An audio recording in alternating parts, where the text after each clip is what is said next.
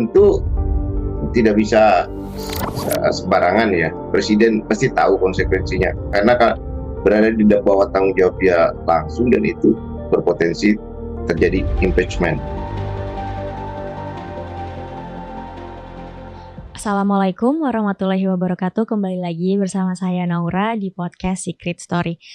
Oke, teman-teman, 2 bulan terakhir ini Indonesia mengalami turbulensi kebijakan yang luar biasa ya. Mulai dari ada isu PPN 12%, dinamika makan bergizi gratis, penataan gas bersubsidi, efisiensi anggaran, hingga adanya pembentukan Danantara oleh pemerintah.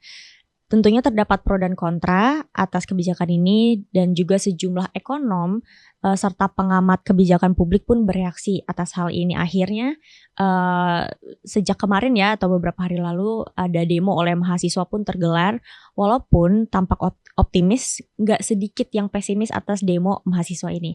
Nah, untuk membahas ini telah bergabung bersama kami melalui Zoom ada Om Daeng. Assalamualaikum Om, selamat pagi. Waalaikumsalam, selamat pagi. Apa kabar? Baik Om Daeng sehat-sehat terus ya Om ya. Akhirnya join lagi nih bersama kami. Nah, jadi Om tadi di pengantar awal tadi saya sudah sampaikan ya ke teman-teman podcast kita soal turbulensi kebijakan pemerintah sekarang yang menimbulkan pro dan kontra. Nah, terseliplah nih ada sebuah pertanyaan, kasih kesempatan dulu pemerintah bekerja. Dan pemerintahan ini kan baru berjalan 4 bulan. Kalau misalkan menurut Om Daeng gimana Om? Adanya pernyataan itu Om, kasih kesempatan dulu dan baru berjalan 4 bulan. Silakan Om Daeng. Ya, pemerintahan sedang berjalan, tapi kan memang rakyat kan memang terlibat di dalam pemerintahan. Maksudnya terlibat untuk menyampaikan masukan, kritik, saran, pendapat. Itu hal yang pasti dilakukan oleh masyarakat kan. Dan sekarang kritik, saran, dan pendapat itu bisa disampaikan melalui berbagai media. Ada yang langsung, misalnya ke DPR, atau langsung hearing dengan pemerintah, dengan pendapat ya. Atau ada juga yang melakukan demonstrasi, jadi cara menyampaikan aspirasi kan. Jadi menurut saya semua cara ini dapat ditempuh di dalam era demokrasi sekarang. Dan dimanapun saya rasa dalam sistem yang apapun pasti pemerintah harus mendengar suara-suara masyarakat baik secara langsung maupun tidak langsung. Jadi bukan berarti kita pemerintah dikasih waktu terus kita diam gitu kan. Tidak semua hal, tidak semua informasi ada di tangan pemerintah, tapi kan ada juga informasi itu di tangan para akademisi, para pengamat, para peneliti, researcher yang mungkin ada beberapa hal yang tidak diketahui oleh pemerintah, tapi diketahui oleh elemen-elemen masyarakat kita yang melakukan aktivitas di sektor-sektor tersebut. Betul. Begitu Nora, jadi nggak boleh bilang bahwa kasih waktu rakyat diam saja, jangan gitulah. Sama-sama aja, kebersamaan lah. Saya kira Pak Prabowo juga menyukai itu kan. Iya, sambil berjalan ya Om ya, jadi nggak bisa nunggu. Nah, tapi sebelum lebih jauh Om, terbaru soal demo Indonesia Gelap ya oleh mahasiswa pada 17 Februari 2025 lalu, kabarnya hanya untuk menggugurkan isu bahwa di era Presiden Prabowo tidak boleh ada demo oleh mahasiswa. Bagaimana menurut Om Daeng? Apakah ini artinya demo tersebut bagian dari agenda setting atau gimana Om? Ya, yang memframing informasi bahwa di era Prabowo tidak boleh ada demo itu keliru juga. Oke. Kan belum pernah Presiden ngomong begitu. Maksudnya biasa-biasa aja, demo kan biasa. Betul. Tidak hanya demo Prabowo kan, ada juga di daerah-daerah demo kepala dinasnya, demo gubernur. Jadi itu nggak ada itu statement begitu. Jadi sah-sah aja demo itu, saya rasa juga kita mengapresiasi demo-demo mahasiswa dan saya percaya mahasiswa masih netral ya, tetap Betul. netral lah sebagai gerakan moral, sebagai gerakan untuk perubahan ya, masih masih karena tentu saja mahasiswa ini tidak gampang untuk ditunggangi oleh kelompok-kelompok kepentingan. Tidak mudah lah, tidak mudah. Betul. Gitu. Oke. Bagaimana Om menyoroti dampak dari kebijakan efisiensi ini dan pembentukan Danantara Om? Karena sejumlah ahli ekonomi dan perbankan masih berpolemik ya soal kebijakan ini. Sebetulnya efisiensi pada tingkat birokrasi penyelenggara negara itu sah saja, itu bukan kewenangan presiden ya. Hanya saja proses efisiensi ini harus dilakukan secara prosedural sesuai dengan peraturan perundang-undangan yang berlaku. Jadi pemerintah melakukan efisiensi tentu harus mengikuti aturan perundang-undangan, karena di undang-undang sendiri ya anggaran itu harus terserap ya di peraturan Menteri Keuangan, di undang-undang APBN itu kan semua anggaran APBN itu harus cepat terserap. Nah, kalau pemotongan atau efisiensi berarti kan memang sengaja anggaran itu tidak diserap, maka indikator penyerapan anggaran tentu harus dihilangkan. Dan efisiensi itu harus dengan segera diarahkan kepada apa yang dimaksud oleh pemerintah. Misalnya efisiensi diarahkan ke sektor produktif. Maka itu harus segera dilakukan, tidak boleh ditunda atau disimpan atau ditabung gitu. Jadi harus segera, karena anggaran APBN ini kan harus efektif di dalam mencapai tujuan-tujuan pembangunan ekonomi. Salah satunya misalnya soal pemerataan pembangunan. Atau tujuan pertumbuhan dan pemerataan pendapatan dan pembangunan. Contoh misalnya sekarang ini masyarakat Indonesia menghadapi tekanan di dalam daya beli. Jadi misalnya dari sejak bulan tahun lalu 2024 kita itu mengalami deflasi beruntun selama 5 bulan berturut-turut. Dan di Januari 2025 itu keadaan ekonomi kita itu belum pulih. Jadi kita masih mengalami inflasi rendah.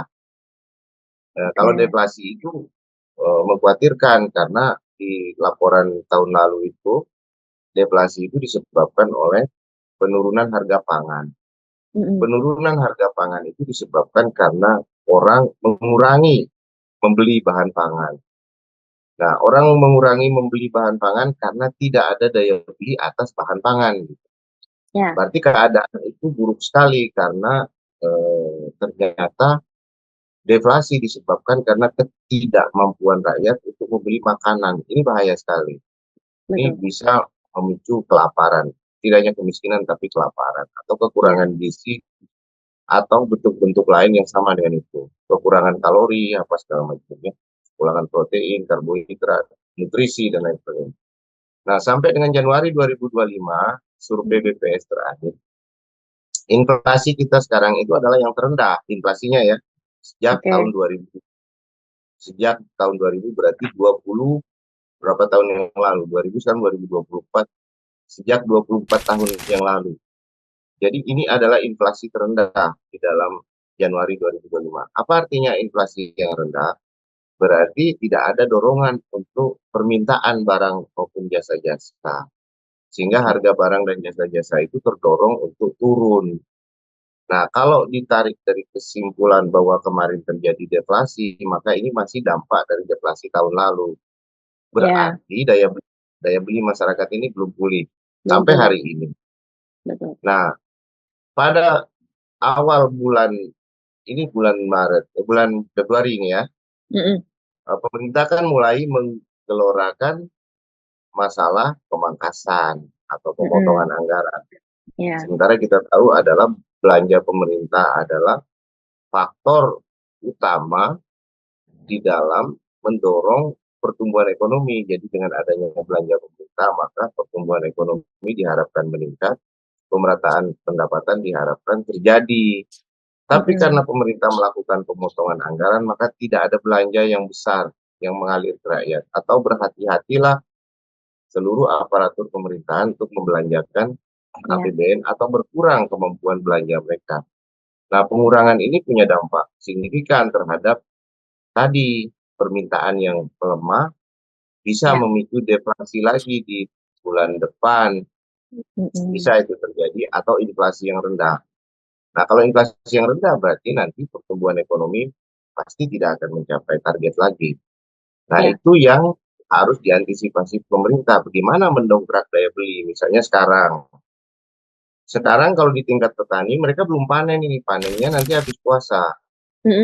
Habis puasa. Ada yang dipanen selama puasa, tapi ada yang panen nanti habis puasa.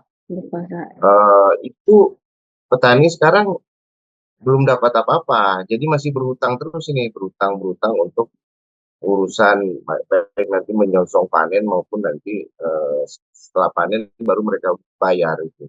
Biasanya begitu, berarti ini akan semakin mengurangi daya beli masyarakat menjelang puasa. Jadi di puasa ini tidak seperti biasa atau naik harga ini, naik harga ini, naik ini.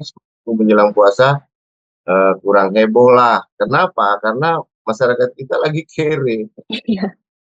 Kasarannya lagi nggak ada uang ya Om ya.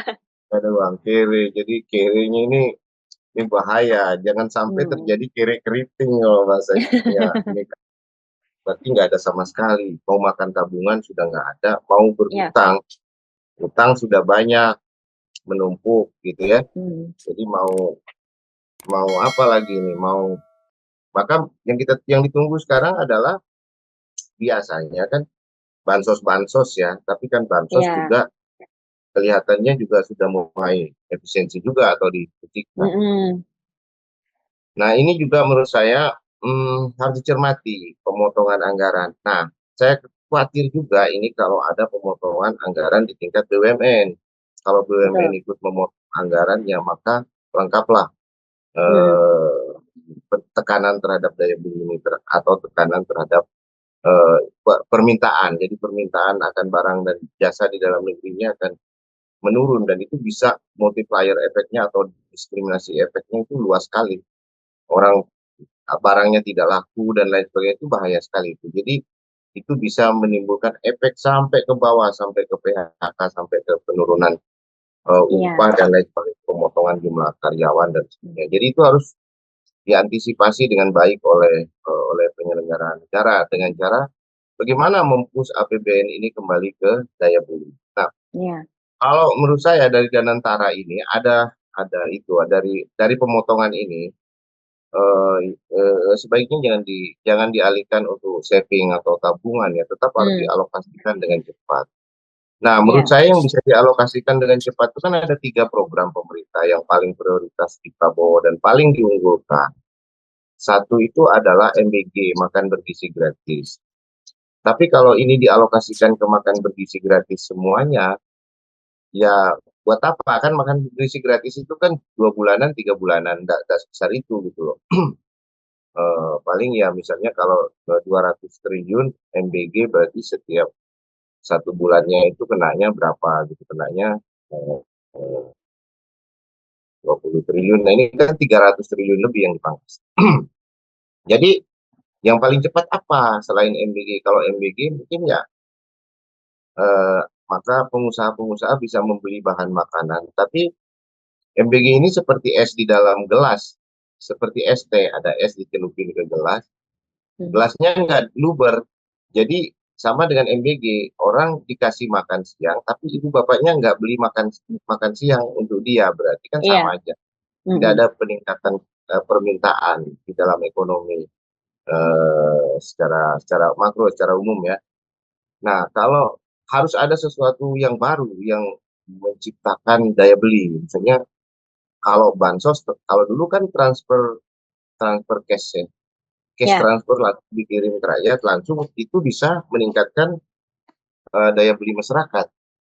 Nah, kalau sekarang apa, misalnya kalau cash transfer itu memang tidak terlalu mendidik. Nah, menurut saya ada program hilirisasi sumber daya alam, tapi mereka tidak terlalu membutuhkan APBN. Kan itu perusahaan-perusahaan swasta yang besar ya, yang Ya. bergerak di hilirisasi. Ada program lagi satu namanya 3 juta rumah. Hmm. Nah, sekarang bagaimana caranya pemerintah mempush daya beli ini sampai ke desa-desa? Tentu dengan cara mengirim uang ke desa-desa kan, Ya. mengirim uang ke kecamatan-kecamatan, ke kabupaten-kabupaten, dan ke desa-desa, kepada Hmm. struktur terendah. Ya. Struktur terendah kalau di desa-desa itu yang bisa dikirim pemerintah langsung itu hanya PNS, guru-guru, atau apa, gaji untuk pejabat desa itu apa namanya, dana transfer ke desa, Mm-mm. atau membangun perumahan di desa-desa. Orang yang Oke. tidak punya rumah di desa dibangunkan, guru-guru yang apa tuh, yang tidak punya rumah di sekolah di mana dia mengajar dibangunkan oleh Dibangun. pemerintah. Lalu Mm-mm. kemudian PNS yang tenaga kesehatan yang bertugas di daerah-daerah terpencil dibangunkan perumahan oleh pemerintah atau diperbaiki rumahnya oleh pemerintah. Ya. Maka di sana kan tercipta kesempatan kerja, peluang orang untuk bekerja. Nah, kalau hitung-hitungan saya dari berapa tuh, 70 ribuan desa di Indonesia. 70 ribu desa kalau dibangun sama-sama 5 rumah gimana? 5 kali itu 35 itu sudah 350 ribu rumah itu yang bisa didirikan di semua desa. Hmm. Maka itu akan, ya berapa anggarannya? Maka itu langsung dikirim. Itu mirip juga dengan pembangunan infrastruktur, tapi ini langsung untuk menyediakan rumah-rumah untuk penduduk di Mm-mm. desa-desa, Bisa. Mm-mm. tenaga pengajar, untuk tenaga kesehatan, untuk lain-lain di desa-desa itu. Maka akan terciptalah kesempatan kerja orang, produksi batu bata, orang ngangkut pasir, orang ini, asal benar-benar dananya itu nyampe ke desa. Dan itu butuh kecepatan. Ya. Peraturan Presiden, peraturan Menteri Perumahan Rakyat, lalu dananya disetujui untuk dialirkan ke desa secara langsung untuk melipat gandakan daya beli, dengan syarat tentu di desa-desa pun harus diawasi dengan ketat, jangan sampai anggaran ini dikorupsi oleh penyelenggara proyek-proyek ini di desa-desa. Harus dibuatkan Ya. mekanisme yang cepat dengan pengawasan yang baik dan keterlibatan masyarakat untuk mengawasinya. Mm-mm. Nah, selain itu, selain cash transfer, perumahan, apa lagi yang dapat mempush daya beli ke desa-desa ini?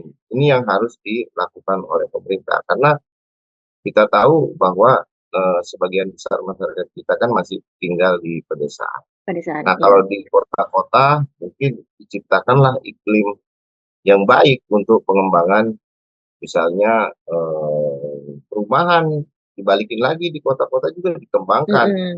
Ya. melalui penerapan kredit perumahan dan lain sebagainya, itu Mm. bisa menyerap Mm. atau meningkatkan kesempatan kerja di kota-kota. Karena Kota. selain itu saya tidak melihat apa ya yang bisa menjadi daya dorong bagi ekonomi Indonesia untuk tumbuh dengan cepat dan ada distribusi pendapatan dengan cepat. Ya. Ini kelihatannya belum tampak itu loh sekarang setelah pemotongan. Mm-mm. Sementara anggaran ini fungsinya adalah untuk eh, mengakselerasi, untuk meningkatkan akselerasi, untuk Mm. meningkatkan aliran darah ekonomi agar Ya. lebih kencang, lebih bagus, dan lebih Mm-mm. lincah gitu. Jadi Mm. kalau anggaran Ya. ditahan-tahan, buat apa? Kan nggak ada gunanya juga. Mau Mm. dipakai apa kalau untuk mega project yang besar itu butuh perencanaan. Betul. Iya. Karena memang eh, anggaran itu mungkin saat ini lebih baik bisa dialihkan untuk ke pembangunan gitu ya Om. Karena di kota sendiri pun ya misalnya contohnya sekarang di Jakarta juga banyak pembangunan di tengah kota, tapi maksudnya kebanyakan itu bukan perumahan ya Om ya, atau mungkin bukan sistem KPR yang mungkin bisa di afford sama masyarakat kita gitu. Justru banyak sekali pembangunan mungkin berbentuk dari pengusaha-pengusaha asing gitu ya Om, yang mungkin kayak apartemen yang bahkan mungkin tidak bisa dibeli sama masyarakat gitu. Jadi kalau misalkan dengan efisiensi anggaran, ya betul tadi seperti yang Om Daeng katakan bisa dialihkan ke pembangunan ya atau pemerataan pembangunan gitu. Kalau yang lain ke sektor produktif bisa, misalnya sektor yang produktif yang bisa bergerak dengan cepat apa? Kalau misalnya industri besar seperti industri baja, mobil, kendaraan bermotor dan lain sebagainya itu tidak terlalu membutuhkan dukungan langsung dari pemerintah. Itu adalah investasi swasta yang memang mereka orientasinya profit dan dan itu kita harus membuka iklimnya dulu, iklim investasi kesediakan, infrastrukturnya kita bangun dan lain sebagainya, baru mereka tertarik situ. Nah, kalau sektor di bawahnya yang menengah ke bawah seperti UMKM itu masih bisa, tapi skala ekonominya itu tidak terlalu luas ya, maksudnya skala penyerapan anggarannya itu tidak terlalu besar, tidak terlalu membutuhkan anggaran yang besar, tapi yang penting mereka ini kan difasilitasi dan dilindungi sektor UMKM ini, diberi proteksi baik dari sisi apa namanya kualitas, dari sisi dari sisi kesehatan, dari sisi kebersihan, sanitary, dan lain sebagainya itu harus dibantu oleh pemerintah, didukung supaya UMKM terutama di bidang industri makanan minuman ini bisa tumbuh. Tapi ini kan sebenarnya mereka relatif baik ya sektor UMKM, dan juga mereka juga tidak membutuhkan terlalu banyak anggaran-anggaran pemerintah begitu. Mereka itu hanya butuh aja iklim yang lebih kondusif untuk mereka berusaha. Misalnya dibantu tempat lokasi, dibantu untuk edukasi, dibantu untuk mengurusi apa namanya juga ya Om.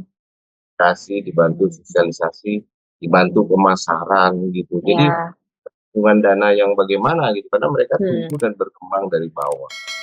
Tapi yang membutuhkan anggaran 300 triliun ini harus cepat, tidak bisa ditunda, tidak bisa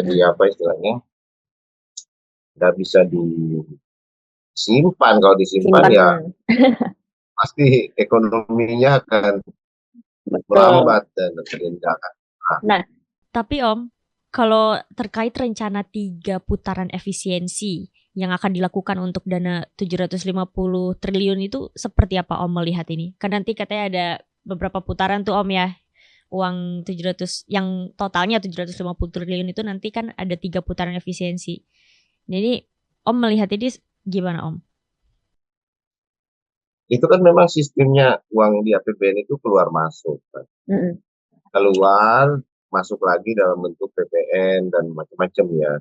Jadi uang itu bukan uang yang sekaligus ada 3.600 triliun di APBN, itu kan proposal perencanaan. Proposal defisitnya 650 triliun, ya kan? Proposal pendapatannya itu sekitar 3.000 triliun. Proposal penerimaan pajaknya sekian. Dan itu belum tentu tercapai. Defisit juga 600 triliun belum tentu bisa dapat utang sebanyak itu. Itu kan namanya berencana, rencana ngutang, rencana dapat pajak, rencana dapat pendapatan bagi hasil sumber daya alam. Kalau harga-harga komoditas turun, harga batu bara jeblok, harga minyak jeblok. Ya, itu APBN tinggal cerita. Maksudnya tinggal cerita besarnya seperti itu. Jadi pemotongan sebesar itu pun tinggal cerita. Yang dipotong tidak ada, apa yang mau dipotong? Orang duitnya nggak ada. Iya. Seperti itu. Jadi jadi itu hanya perencanaan pemotongan istilahnya. Kalau nanti pemotongan 3 kali bisa juga, kan enggak sekaligus. Karena duitnya juga tidak ada sekaligus. Iya, betul. Kalau kita menyebutnya pemotongan 3 kali itu pemotongan 10% sebanyak 3 kali. Jadi totalnya mungkin tetap 10% dari APBN. 3.600 triliun tetap pemotongannya 360 triliun. 10%. 3 kali 10%, 10. Tapi terakhirnya tetap hasilnya 10% dari APBN. Seperti itu. Kita juga mau tahu nih Om soal Danantara. Jadi sejumlah negara seperti Singapura dan Temasek-nya, Malaysia dengan khazanah nasional itu kan dianggap sukses ya dalam penguatan ekonomi nasional negara tersebut. Nah, apakah Danantara nantinya nih kalau sudah berjalan bisa seperti dua holding tersebut, Om, atau akan ada persoalan trust issue di sana? Soal Danantara ya, Danantara Ya, ini kan ini diturunkan dari Undang-Undang BUMN. ya betul. Undang-Undang BUMN itu kemudian ada beberapa pasal di Undang-Undang BUMN yang eh, diturunkan untuk membentuk Mm-mm, holding holding investasi ya. betul. Holding investasi ini diatur di dalam beberapa pasal di dalam Undang-Undang BUMN. Nah, kemudian holding investasi ini diturunkan lagi ke dalam pasal tentang Badan Pengelola Investasi Mm-mm, yang melaksanakan pengelolaan BUMN. Jadi holding investasi ini kemudian dibagi menjadi dua, oke. yakni holding investasi dan holding operasional. Mm-mm, Holding operasional, kedua-duanya itu berada eh, di bawah presiden, mm-mm, di bawah presiden ya, dan peraturan Menteri BUMN. Tapi dua-duanya itu di bawah presiden. oke. Jadi presiden selaku kepala pemerintahan memegang kekuasaan pengelolaan Mm-mm, BUMN sebagai bagian dari kekuasaan pemerintahan oke. negara dalam bidang pengelolaan keuangan negara. Kekuasaan itu Mm-mm, dimaksud pada ayat 1 termasuk kepemilikan kekayaan negara yang dipisahkan dari BUMN. mm. Jadi ini kelihatannya eh, Badan Pengelola Investasi ini dikategorikan sebagai bagian dari eh, kekuasaan pemerintahan dalam bidang pengelolaan keuangan negara. Nah, Oke. ini agak baru karena Mm. BUMN kita sendiri menurut Undang-Undang BUMN itu kan sebenarnya sudah perusahaan. Perusahaan itu sudah bentuknya perseroan terbatas yang memang tujuannya untuk mencari profit dan Ya. melakukan pelayanannya dan mencari profit. Tapi di sini dikatakan bahwa Presiden selaku kepala pemerintahan memegang kekuasaan pengelolaan BUMN sebagai bagian dari kekuasaan pemerintahan. Mm. Jadi ini berarti seluruh BUMN ini sekarang ini berada sebagai bagian dari eh, pengelolaan keuangan negara. Oke. Dengan holding ini berarti diintegrasikan menjadi bagian dari kekuasaan pemerintahan. Mm-mm. Tetapi kemudian di bawahnya dikatakan bahwa eh, kekuasaan yang dimaksud itu adalah dikuasakan kepada menteri selaku pemegang saham Dwi Oke. Warna, eh, Dwi Warna dan Badan sebagai pemegang saham seri B pada holding investasi dan holding operasional. Berarti ya hmm, tadi sudah ke negara, ke state, sekarang ke private lagi, artinya Private lagi. pemerintah Mm-mm. sebagai pemegang saham. Sebagai Oke. pemegang saham. Jadi selebihnya itu adalah kewenangan menteri. Mm-mm. Nah ini badan hukum dari holdingnya itu sendiri seperti kekuasaan pemerintahan, seperti Kementerian Keuangan ini. Oh, oke. Nah, tapi Om kalau misalnya memang seperti itu, nasibnya BUMN jadinya bagaimana Om?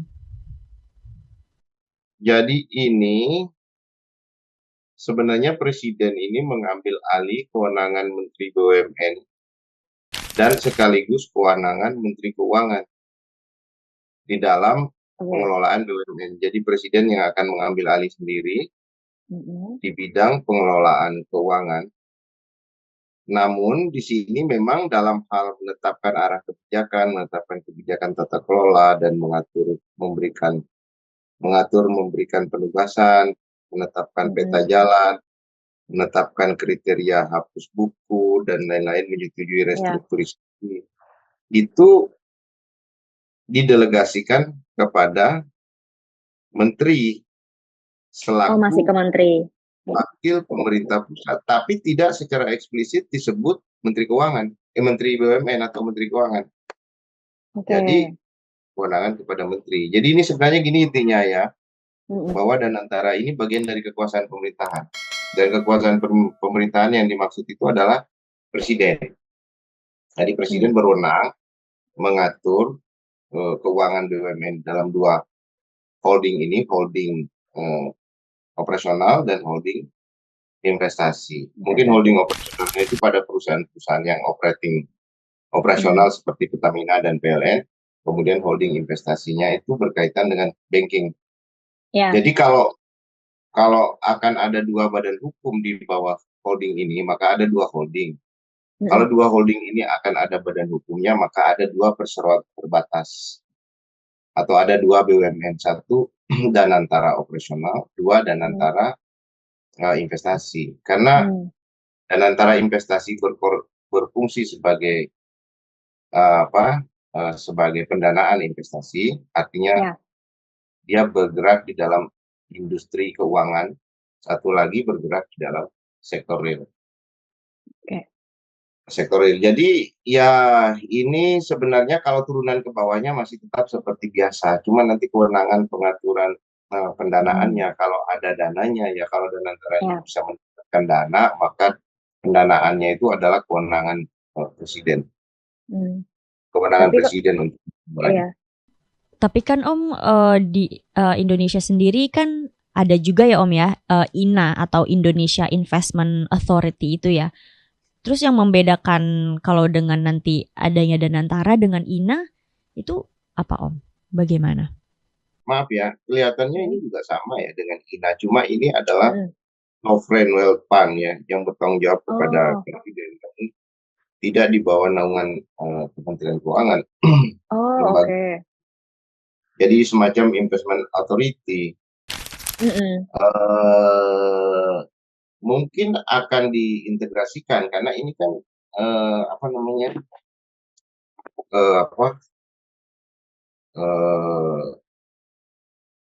ini lebih jelas anunya dari undang-undang BUMN. Kalau yang INA? Cuma bukan yang Danantara. Oh, Danantara, ya.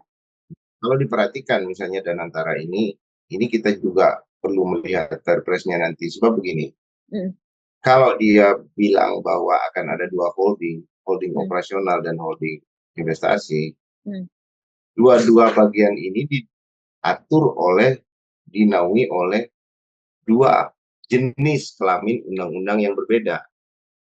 Misalnya kita bicara sebagai holding investasi, maka dia itu paling sedikit akan berada di bawah naungan undang-undang keuangan negara atau undang-undang perbankan atau undang-undang asuransi, dan dia akan diawasi oleh otoritas jasa keuangan atau OJK, dan juga akan ada koordinasi dengan Bank Indonesia. Kalau jasa keuangan ini permainan sendiri dia. Nah, kalau operasional, misalnya di sini yang saya kenal ada Pertamina dan PLN dan ada Telkom, maka kalau Telkom ada undang-undangnya sendiri di atasnya, kalau Pertamina ada undang-undang migas, karena Pertamina berbisnis listrik juga, maka ada undang-undang ketenaga listrikan. Dan di atasnya lagi, dan bersama dengan itu ada undang-undang energi juga. Dan ada undang-undang BUMN. Nah, kalau ini memang akan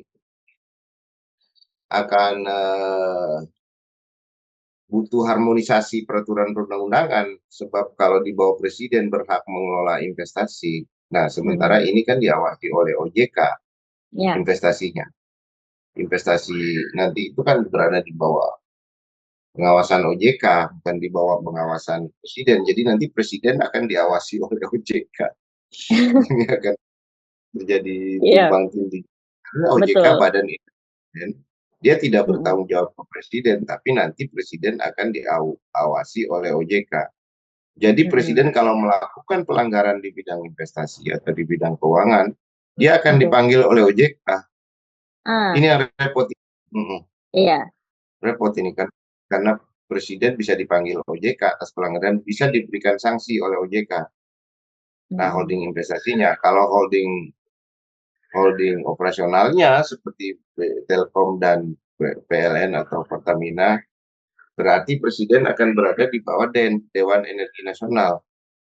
Artinya presiden Oke. bisa dipanggil oleh DEN nanti ini, karena misalnya terjadi kekacauan, kerancuan di bidang Mm-mm. energi dan lain-lain yang mungkin akan didelegasikan kepada menteri. Tapi kalau otoritas penuh atas pengelolaan itu berada di bawah presiden, yang didelegasikan kepada menteri BUMN nanti pada aspek-aspek operasional itu akan ramai lagi nanti itu. Iya, karena kan ada banyak juga ya Om ya mungkin asumsi atau kekhawatiran ya suara sumbang lah ya. Karena suara sumbang lainnya itu adalah dana yang ada di Danantara ini rentan menjadi bancakan saat perhelatan politik terutama di jelang nanti ya mungkin 2029 karena hal ini disebabkan Danantara tidak sudah diproteksi dari BPK dan KPK gitu. Gimana Om? Nah, itu nggak ada masalah. Itu Oke. nggak secara eksplisit disebut di sini. Mm-mm. BPK, KPK berhak memeriksa siapapun, mau presiden, mau siapa. Kan Oke. seluruh lembaga dievaluasi. Yang kita Mm-mm. persoalkan di sini sebenarnya badan hukumnya. Badan Ya. hukumnya ini apa? Jadi kalau sudah jelas badan hukumnya, baru kita tahu kepada Mm. siapa badan hukum ini bertanggung jawab. Ternyata ini adalah di bawah kekuasaan presiden langsung ini. Ya. Nanti beberapa aspek-aspek tertentu didelegasikan kepada menteri, tapi belum jelas menteri yang mana. Mungkin tergantung Mm-mm. bidangnya, kementerian Ya. masing-masing. Jadi dengan badan hukum seperti ini akan ada dua, ada holding keuangan atau investasi, ada holding operasional. Ya Oke. sudah, nanti holding operasionalnya itu mungkin akan berbentuk perseroan terbatas atau menjadi dua perusahaan lagi. Jadi dari Mm. super holding dibagi dua perusahaan lagi terus Mm. bergerak ke bawah. Cuma tadi ada confuse kalau nanti Ya. pertanggungjawabannya pada siapa holding ini. Oke. Ternyata holding ini yang dua bertanggung jawab kepada presiden. Ya, Mm-mm. yang dua. Sementara selain bertanggung jawab kepada presiden, yang dua ini bertanggung jawab juga kepada sesuai undang-undangnya masing-masing. Misalnya kalau jasa Mm-mm. keuangan atau keuangan dia harus bertanggung jawab pada OJK dan diawasi OJK dan Ya. regulasinya dibuat OJK. Mm. Nah, ini bisa juga konsekuensinya fungsi OJK dibubarkan di dalam urusan ini atau Ya. ditiadakan gitu. Mm. Fungsi OJK ditiadakan. Bisa juga begitu nanti. Itu yang menurut saya. Tapi kalau soal korupsi bancakan, Mm. baru dugaan-dugaan itu karena pertama duitnya juga belum tentu ada. Duitnya dari mana ini kan gitu. Iya. Duit duit dan antara ini dari mana? Mm. Kalau dari aset BUMN itu kan bukan aset yang liquid, itu kan aset-aset yang sudah ada tanggungan di dalamnya, ada utang BUMN Iya. 8.500 T sama dengan utang pemerintah sekitar 8.500 T. Jadi Mm. dana BUMN itu ya dalam bentuk capek-capek, capital expenditure-nya BUMN itu pun utang. Kalau dapat utang baru ada capek Iya. atau sisa keuntungannya yang tidak disetorkan sebagai dividen. Tapi ini kan kali ini dividennya akan disetor penuh. Jadi nanti belanja BUMN itu akan berasal dari situ. Oke. Nah, belanja BUMN itu akan berasal dari Mm. dividennya. Dividen anggaplah 300 triliun. Tapi itu kan yang 300 triliun itu berasal dari sektor perbankan dan Mm. Pertamina dan PLN-nya. Jadi ya kalau dibalikin lagi ke situ sebetulnya sama aja, tidak ada perubahan apapun. Tapi Oke. kalau diambil alih pemerintah kemudian dialokasikan untuk ekspansi di luar dari semua yang selama ini dilakukan, mungkin akan memiliki dampak yang berbeda. Tapi uangnya sendiri eh, belum jelas. Jadi kalau kita bicara korupsi sekarang, nah duitnya itu dari mana? Akan ada nggak duitnya itu kan jadi persoalan. Iya. Karena kan kemarin saya juga ini Om baca di beberapa artikel pemberitaan juga bahwa dari yang efisiensi anggaran itu yang nanti yang putaran keberapa itu akan dialokasikan untuk Danantara gitu salah satunya kan yang satu buat MBG, yang satu buat Danantara. Berarti dari situ kan Om dananya untuk Danantara dari pemangkasan itu. Itu pemangkasan itu kan baru perencanaan sifatnya. Hmm. Maksudnya baru proposal pemangkasan. Kalau duitnya ada, berarti ada yang dipangkas. Ya. Misalnya duitnya di putaran pertama ada nih tersedia berapa triliun putaran pertama triwulan atau triwulan itu berarti kita bagi ya 1.600 bagi 4. Tapi kan kita nggak bisa 3.600 bagi 4. 3.000 aja. Ya kan? Oke. 3.000 aja. Berarti kalau kuartal kita bagi 3 lah. Kita bagi 3. Maka akan ada 1.000. 1.000 kalau dikali 10% akan ada 100 kan. Berarti setiap ini akan ada 100 triliun. Nah 100 triliunnya itu apa bisa ada segitu? Karena APBN itu kan keluar masuk. Betul. Keluar, belanja sekarang, masuk lagi. Karena ada tax, ada pajak, ada multiplier effect. Kalau nggak keluar, nanti nggak ada yang masuk gitu loh. Kira-kira gitulah. Nah kalau sekarang nggak kalau sekarang nggak dikeluarkan, berarti yang masuk akan tidak sesuai dengan ekspektasi. Nah, cuma nanti kalau dialihkan langsung uang dari APBN ini ke Danantara, ada 2 bentuknya yang dikenal di dalam dia harus mengacu kepada Undang-Undang Keuangan Negara, Undang-Undang Nomor 17 Tahun 2003. Jadi dia harus melalui yang namanya investasi pemerintah. Investasi pemerintah itu harus disetujui oleh DPR dan harus disetujui oleh Kementerian Keuangan. Nggak bisa presiden begitu saja ke sana, karena itu Menteri Keuangan akan melakukan investasi ke dalam Danantara. Sementara di Undang-Undang BUMN sendiri sudah diatur bahwa Danantara di bawah kekuasaan presiden. Iya. Ini pasti kacau ini secara Bentrok sistem. Ya Om. Ya, secara peraturan perundang-undangan banyak sekali benturan. Tapi ya memang konsekuensi daripada undang-undang kita yang ada sekarang ya undang-undang yang saling berbenturan satu sama lain. Jadi kalau presiden menambah benturan itu ya ditanggung aja konsekuensinya oleh semua pembuat undang-undang. Akhirnya kan kalian benturan juga semua gitu. Karena nanti kan kalau urusan dari APBN harus kewenangan DPR, nanti urusannya kewenangan Menteri Keuangan. Jadi yang tarung dana sisa hasil pemotongan ini 3 pihak dua pihak yang berkonflik. Satu itu yakni DPR dan pemerintah mau taruh di mana, ya nanti DPR memutuskan di APBNP akan ditaruh di mana. APBNP-nya kan lagi dibahas. Apa mau DPR itu naruh semua di Danantara? Ini kan mana belanja-belanja yang lain apa akan dikeluarkan.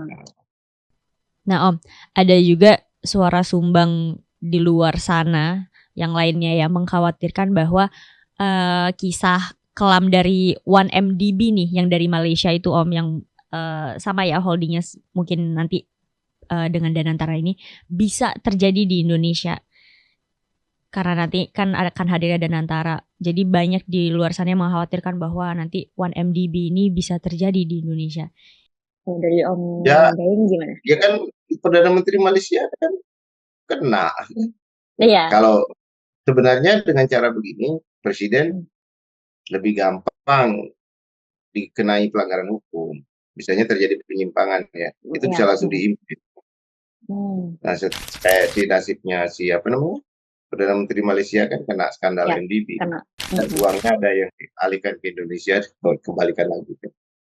Jadi tentu tidak bisa sembarangan ya. Presiden pasti tahu konsekuensinya. Karena berada di bawah tanggung jawab dia langsung dan itu berpotensi terjadi impeachment. Kalau penyalahgunaan atau corruption. Kalau yang Malaysia kemarin itu benar-benar dia corruption, dia curi, uang itu dialihkan. Ada yang datang ke Indonesia kan, Iya. Kembalikan lagi sama pemerintah Indonesia dan minta dikembalikan oleh pemerintah Malaysia. Gitu. Jadi ya kekhawatiran itu bisa aja, tapi kewaspadaan dari presiden juga bisa saja terjadi. Nggak boleh begitu gitu kan. Iya. Nah, cuma nanti uang dan antara ini pertama ada apa enggak. Nah, kalau sudah ada mau dipakai untuk apa itu nanti terserah presiden. Jadi uang dan antara ini setelah ada di Danantara itu terserah presiden nanti. Kalau berdasarkan revisi undang-undang ini. Betul. Jadi nggak perlu persetujuan Menteri Keuangan dan lain-lain nih, langsung dikudeta oleh Presiden Prabowo. Betul. Mantap. Oke, Om. Tabrak-tabrak masuk. Tabrak-tabrak. Nah Om, tapi mungkin ini terakhir dari saya juga mau tahu dan teman-teman podcast juga mau tahu harapan Om Daeng seperti apa nih Om, kalau memang jadi ya nanti terjalankan, kan ini belum ada keputusannya ya Om ya, maksudnya kalau misalnya jadi ini memang efisiensi anggaran itu dilakukan terus lalu nanti dan antara dijalankan, harapannya ke depannya gimana Om? Konsolidasi kebijakan jangan terlalu lama. Ini kan seperti mereka konsolidasi kebijakan semua mau diatur-atur ya.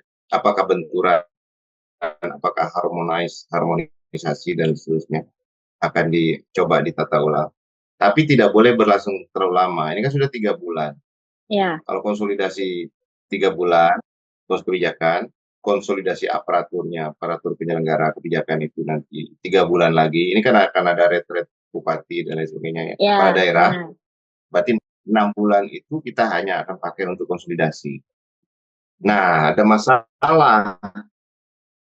Masyarakat ini kantongnya udah kering. Tidak ada daya beli.